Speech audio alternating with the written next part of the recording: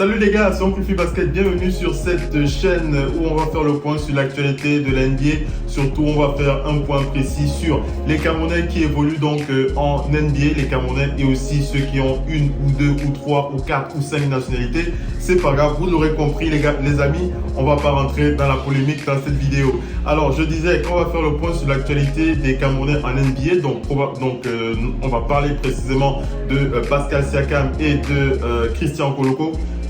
Tout simplement parce que je suis très excité les gars, très excité, très heureux, très content. Pourquoi? Parce que vous allez savoir pourquoi. Parce que tout simplement, je pense que les Camerounais de Toronto vont livrer pour nous une saison extraordinaire. Je pense que ce sera la meilleure saison qu'on ait vue jusqu'ici. Alors c'est vrai, il y a la saison 2019 qui reste la saison de l'histoire des fans camerounais de basket, surtout avec le titre de Pascal Siakam en 2019. On ne l'oubliera jamais.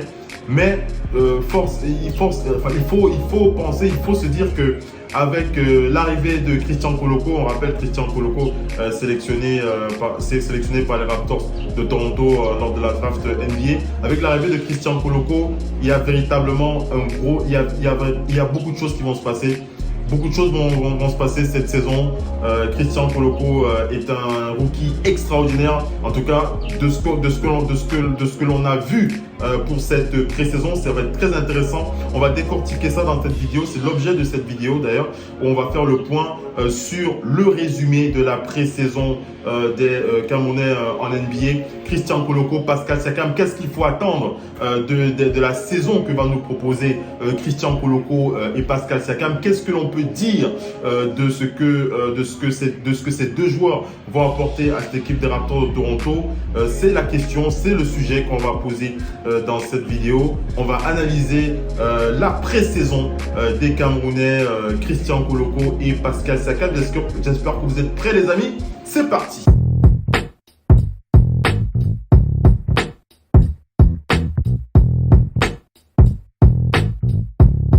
Alors, avec l'arrivée de Christian Koloko, on était vraiment très excités de savoir ce que le jeune Camerounais, le jeune natif de Douala allait apporter dans cette équipe des Raptors de Toronto. On était super excités.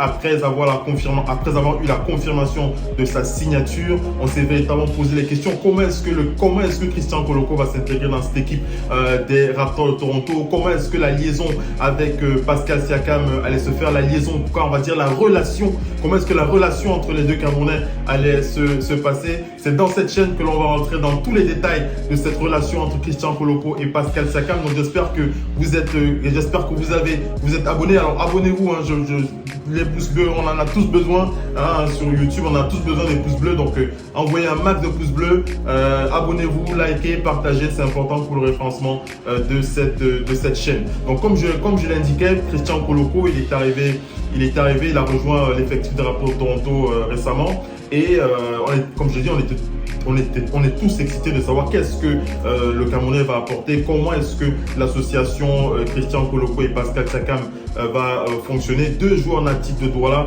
on le rappelle encore. Et on a été extrêmement surpris. Une très belle surprise s'est passée devant nos yeux lorsqu'on a vu Christian Koloko et Pascal Siakam ensemble sur le parquet. Ça a commencé notamment lors du premier game le dimanche 2 octobre, c'était face au Jazz d'Utah. Raptors de Toronto qui affrontaient donc le Jazz d'Utah pour ce premier match de pré-saison, c'était le 2 octobre. Victoire des Raptors de Toronto sur un score de 114 à 82. Et ce que l'on peut dire, notamment des stats et du temps passé par les deux joueurs. Alors, ce qu'on retient surtout de ce premier match, c'est le premier panier. Voilà, le premier panier tout simplement de Christian Koloko, offert par Pascal Siakam. Ça, c'était très intéressant, très beau à voir. En tout cas, ça faisait plaisir de voir véritablement que Christian Koloko que Pascal Siakam donnait tout son soutien à son compatriote Christian Koloko. Et on l'a vu, je vous le remets encore en vidéo, on voit cette première passe de Pascal Siakam à Christian Koloko pour un panier et c'était vraiment très beau, très excitant à voir. En tout cas, dès que moi j'ai vu cette première action, direct je l'ai posté sur les réseaux sociaux. Alors je sais qu'il y en a qui se posent, j'ai eu des réactions parfois de certaines personnes qui doutaient, peut-être des personnes qui n'avaient pas vu le match, qui me disaient non, Oncle Basket, ce n'était pas le premier panier de Christian Koloko avec la passe de Pascal Siakam.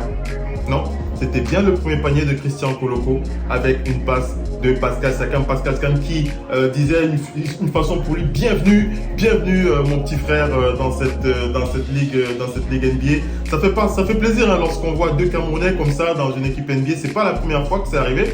On a eu le cas notamment, on rappelle, hein, du côté des Sixers avec l'association Joel Embiid et Luc Mbah a Moute.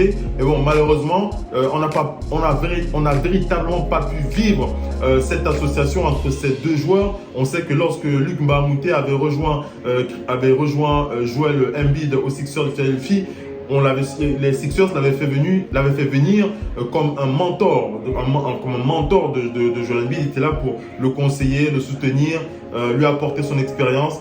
Mais malheureusement, l'association entre les deux n'a pas véritablement porté ses fruits. On n'a pas vu la suite de cette association. Et bon, c'est le passé, c'est des choses qui arrivent. Et puis, Luc Mbah a Moute a dû quitter les Sixers de Philadelphie pour une autre équipe par la suite. Revenons donc pour ce nouveau tandem qui nous intéresse, Christian Koloko et Pascal Siakam, et ce premier match donc face au Jazz d'Utah. Et on va donc faire le point sur ce premier match qui opposait donc les Raptors de Toronto au Jazz d'Utah. Victoire des Raptors de Toronto sur un score de 114-82.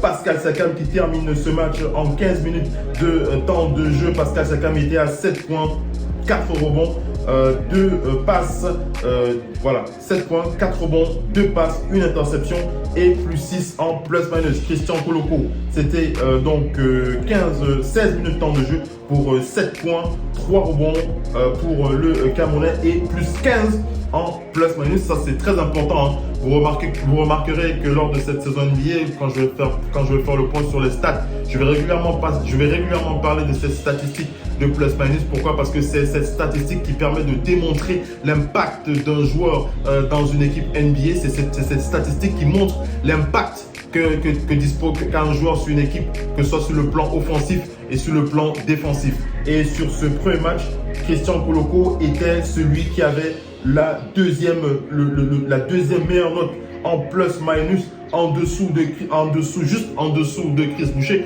puisqu'il était à plus 15 en plus-minus et que Chris Boucher était lui à plus 16 en plus-minus. Je rappelle que dans ce type de match, hein, ce n'est que la pré-saison, donc on va pas s'exciter, c'est pas une raison, enfin quand je dis on va pas s'exciter, on va pas s'extasier dans le sens où on se dit voilà, Christian Koloko est arrivé. Ce n'est que la pré-saison, on rappelle, hein, ce n'est que la pré-saison, et la pré-saison permet de donner des indications, ça permet de donner des indications quant à comment est-ce que les joueurs vont se comporter durant la saison. Deuxième match, les amis, qui opposait donc les Raptors de Toronto. C'était le jeudi 6 octobre, les Raptors de Toronto qui affrontaient donc les Celtics de Boston. Et on a donc vu un Pascal Siakam avec 22 minutes de temps de jeu pour 13 points, 6 rebonds, une passe décisive, moins 3 en plus-minus, une interception, une victoire des Raptors de Toronto sur un score de 125-119. Les Raptors avaient gagné ce match, mais Pascal Siakam n'était pas très en forme sur ce game. Quant à Christian Koloko qui était à 12 minutes de temps de jeu pour 6 points, 3 rebonds, 2 interceptions, 1 contre et plus 12 en plus-minus. Je dis donc 12 minutes de temps de jeu, 6 points, 3 rebonds, 2 interceptions et plus 12 en plus-minus et 1 contre. Hein. Donc une fois de plus, hein, l'impact de Christian Koloko se fait sentir. Hein. Christian Koloko qui était à plus 12 en plus-minus et Birch qui était à plus 18 en plus-minus. Encore une bonne note dans ce deuxième match pour Christian Koloko. C'était face aux Celtics de Boston. On passe au troisième match. Mesdames et messieurs, qui opposait donc les Raptors de Toronto aux Rockets de Houston. Match qui s'est terminé par la victoire des Rockets de Houston sur un score de 116 à 100.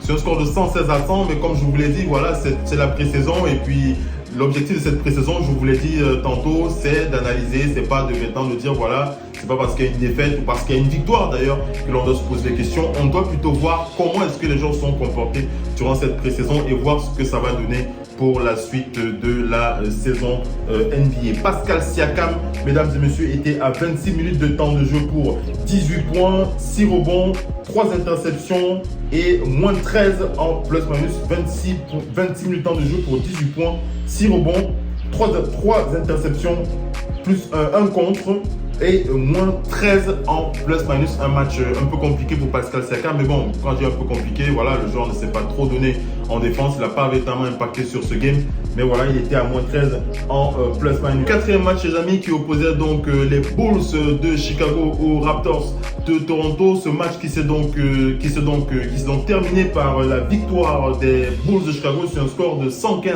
à 98. Et on rappelle que sur ce game, Pascal Siakam a terminé le match avec 27 minutes de jeu pour 18 points, 9 rebonds, une interception, un contre. Il était à moins 9 en plus-minus.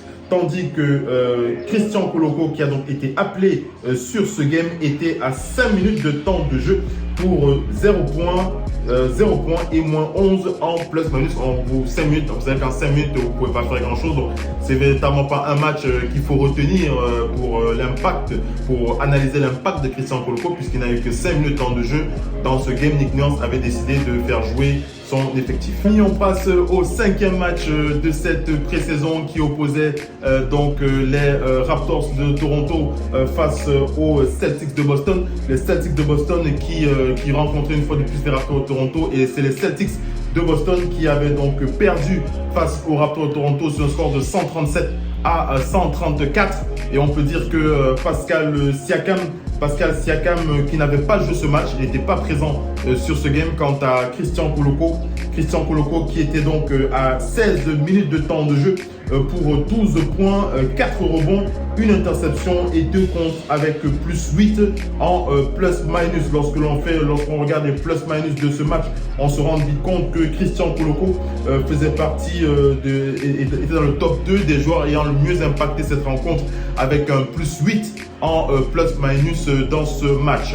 On va donc enchaîner avec ce dernier match de pré-saison qui concernait donc les Raptors de Toronto qui affrontaient donc les Celtics de Boston. On rappelle que sur ce dernier match, Pascal Siakam n'a pas participé à ce game. Alors j'ai eu certaines questions de certains fans qui se posent la question de savoir si Pascal Siakam était blessé. Non, il n'était pas blessé. En tout cas, on n'a pas eu d'informations comme quoi il était blessé. Non, il n'était pas blessé.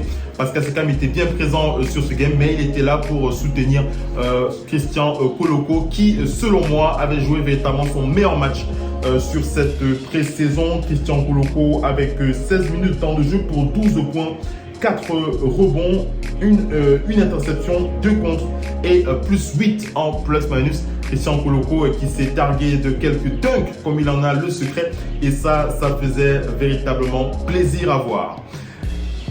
Allons-y, enchaînons donc les amis avec la suite de cette vidéo où on va un peu parler de l'impact de Christian Koloko dans cette équipe des Raptors de Toronto.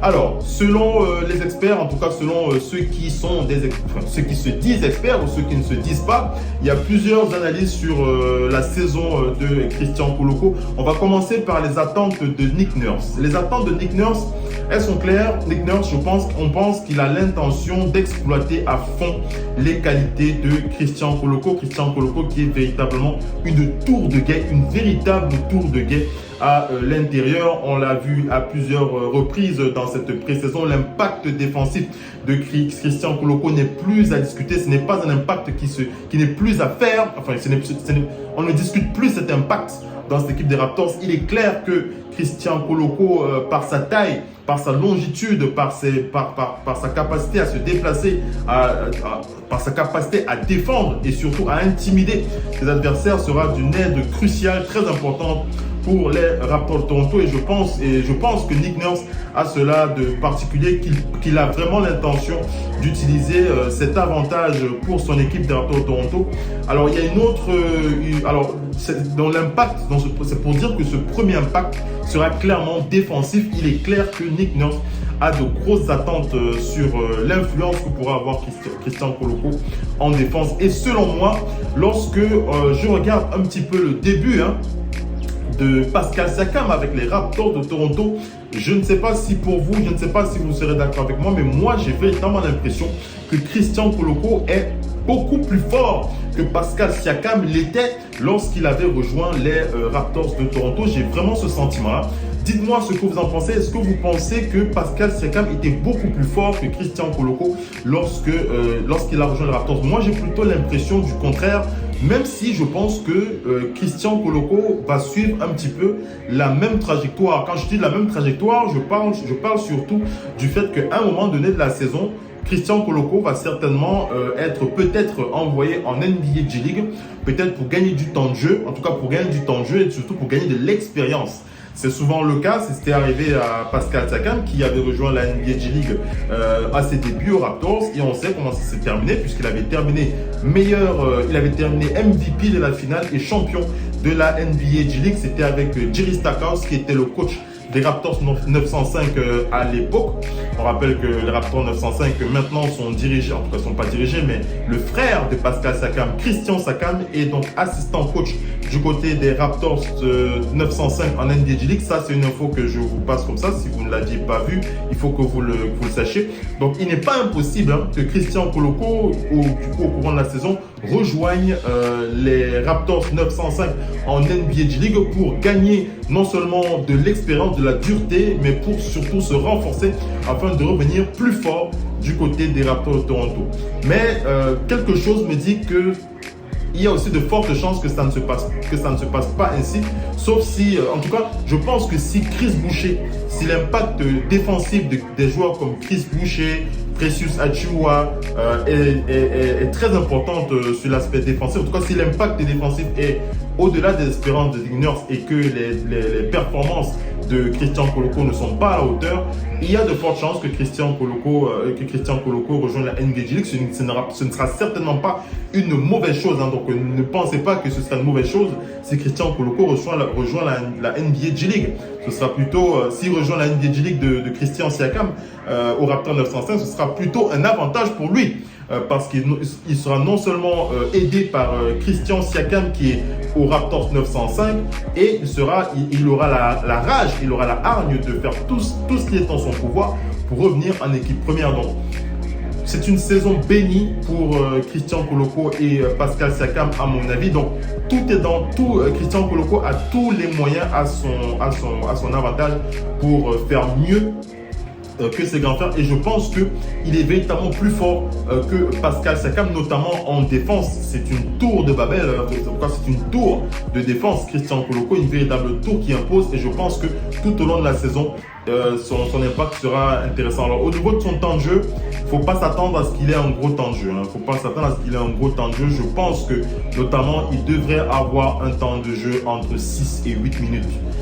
Dans le meilleur des cas, il aura un temps de jeu entre 6 et 8 minutes de temps de jeu et probablement qu'il aura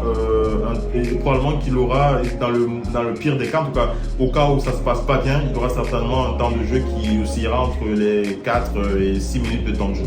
Mais moi je vois bien la moyenne de 8 minutes. Je vois bien la moyenne de 8 minutes pour Christian Koloko cette saison.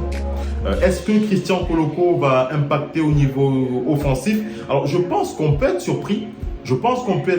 On peut être véritablement être surpris. Pourquoi? Parce que Christian Koloko a montré qu'il sait scorer. Il peut très bien scorer. On l'a vu, il est capable de scorer une bonne dizaine de points avec 8 minutes de temps de jeu, 12 minutes de temps de jeu. Je pense qu'il est bien capable de scorer. Donc, on peut être surpris par ce qu'il pourra nous proposer cette saison. Ça dépendra de ce que Nick Nurse, des responsabilités que Nick Nurse lui donnera. Mais je pense qu'il y a il ne faut pas penser que... C'est vrai que le premier impact est défensif, mais il ne faut pas penser que c'est impossible, de voir Christian Koloko montrer à quel point il pourrait être fort, notamment sur l'aspect offensif de son jeu. En tout cas, je pense qu'il ne faut pas l'étiqueter. Christian Koloko aura un impact défensif, ça c'est clair. Mais je pense qu'il ne faut pas l'étiqueter à cette seule faculté. Je pense que Christian Koloko a véritablement la capacité de scorer beaucoup de points et d'être véritablement impactant aussi. Et je pense qu'il sera plus impactant du côté des Raptors que ne l'a été Joel Embiid aux Sixers au début de sa carrière. On rappelle que Joel Embiid a notamment été très gêné par les blessures pendant ces 2 premières années, donc il n'a pas véritablement impacté avec les Sixers de Philadelphie. Les Sixers de Philadelphie, ce ne sera pas le cas pour Christian Koloko. Selon moi, je pense qu'il va véritablement booster cette équipe des Raptors dès cette première saison. On va le voir véritablement manger ses adversaires, notamment en défense. Ça va être très plaisant de voir ça. J'ai hâte de décrypter toutes ces actions avec vous. Et comme je vous l'ai dit, on n'exclut pas un passage en NBA G-League, mais en tout cas, tout porte à croire que les choses tout porte à croire à ce que les Raptors et Christian Koloko réussissent une bonne saison. Parlons un petit peu de Pascal Siakam. J'avais déjà évoqué le cas de Pascal Siakam dans une autre vidéo, où alors je parlais de l'objectif du Camerounais, l'objectif de Pascal Siakam de faire partie du top 5 NBA, et je disais déjà dans cette vidéo pourquoi est-ce que je pensais que Pascal Siakam peut faire partie de ce top 5. Donc si vous n'avez pas vu cette vidéo, je vais vous renvoyer tout simplement dans la liste des vidéos de cette chaîne où j'analyse déjà cette partie et je vous donne mon avis, je vous dis pourquoi est-ce que je pense que Pascal Siakam fera partie du top 5 NBA. N'hésitez pas à regarder cette vidéo. Mais pour revenir au cas de la saison qui nous attend, je pense que les Raptors globalement vont faire une bonne saison. Je pense que les Raptors vont être dans le top 3 à l'Est, comme c'est le cas depuis de nombreuses années. Je pense que ça va être le cas. Je pense qu'ils vont faire les playoffs. En tout cas, tout dépendra aussi de la santé de ces joueurs, la santé de la franchise Pascal Siakam. Je pense que Pascal a les dents, je pense qu'il a les crocs. Je pense qu'il a envie de montrer qu'il est capable de faire partie de ce top 5 et je pense qu'il va surprendre. Je pense qu'il va surprendre. Ça a souvent été le cas au cours de sa carrière où il a dû prouver. Il a fait quand il a rejoint les Raptors en début de saison, il a dû prouver et il a prouvé à chaque fois qu'il pouvait passer un cap. Et je pense qu'il est suffisamment professionnel pour donner tout ce qu'il a et nous fournir une grande saison. Le Pascal Siakam de cette saison, je vous le garantis, vous ne l'avez pas encore vu. Vous ne l'avez pas encore vu. Si vous êtes certain d'avoir tout vu de Pascal Siakam, je vous garantis que vous n'avez pas tout vu. On va être très agréablement surpris de voir. Voilà ce que l'on peut dire de la pré-saison des Camerounais en NBA. J'espère que vous avez apprécié cette vidéo. N'hésitez pas à laisser vos plus beaux commentaires. Qu'est-ce que vous avez pensé de mes analyses? Qu'est-ce que vous avez pensé de ce que j'ai dit dans ma vidéo? Est-ce que j'ai dit beaucoup de conneries ou pas du tout? J'attends vos réactions et je vous dis à la prochaine pour la vidéo de l'analyse de la semaine, puisque je vous fais une vidéo par semaine pour analyser l'actualité des Camerounais en NBA. Ciao les amis, bye bye.